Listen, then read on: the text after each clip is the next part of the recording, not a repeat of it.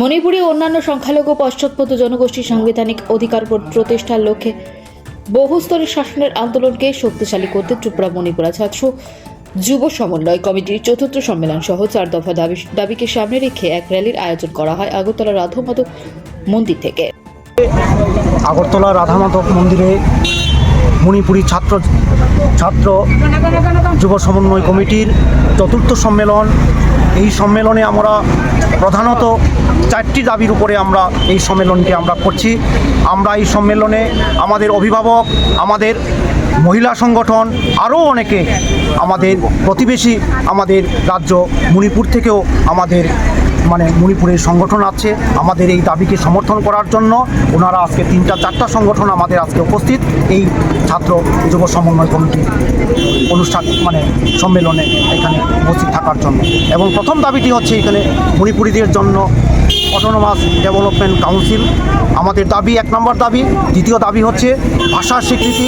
347 ক ধারা অনুযায়ী আমাদের এই বিধানসভা ভিত্তিক সংবিধানের বিধি অনুযায়ী আমাদের স্বীকৃতি এবং আমাদের বিষয় শিক্ষক আমাদের মণিপুরের জন্য আমরা দাবি করে আসছি।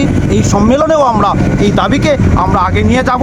আমরা চাই ত্রিপুরাতে আমাদের সংখ্যা অনুপাতিক আমাদের সংরক্ষণ, শিক্ষা, এমনকি ছোটো ছোটো বাজারেও যদি স্টল বন্টন হয় তাতেও যাতে মণিপুরীদের একটা সংখ্যানুপাতিক সংরক্ষণ থাকে। প্রতিটি ক্ষেত্রে, প্রতিটি সরকারি সুযোগ সুবিধার ক্ষেত্রে সংখ্যানুপাতিক আমরা সংরক্ষণের দাবি চাইছি। আমরা চাইছি ওবিসি সংরক্ষণের মধ্যেও মণিপুরীদের জন্য আলাদাভাবে রিজার্ভেশন, উইথিন রিজার্ভেশন আমরা চাইছি। আমরা অতি সংখ্যালঘু এবং আমরা অনেক দিন ধরে রাজ্যে আমাদের মাতৃভাষার শিক্ষার সুযোগ থেকে বঞ্চিত। আমরা আমাদের সংস্কৃতি এবং আজকের আর্থসামাজিক অবস্থা খুবই খারাপ। আমরা চাই সরকারের সাংবিধানিক বিধানের মধ্যে আমাদের সুরক্ষিত করার জন্য একটা ব্যবস্থা নেও। তাই আমাদের আপামর মণিপুরী এবং গণতন্ত্রপ্রিয় ত্রিপুরার সমস্ত মানুষের কাছে আমাদের আহ্বান, এই আন্দোলনে, এই গণতান্ত্রিক আন্দোলনে আপনারা এগিয়ে আসবেন, সমর্থন করবেন, এই আশা আমরা ত্রিপুরাবাসীকে আমরা রাখছি।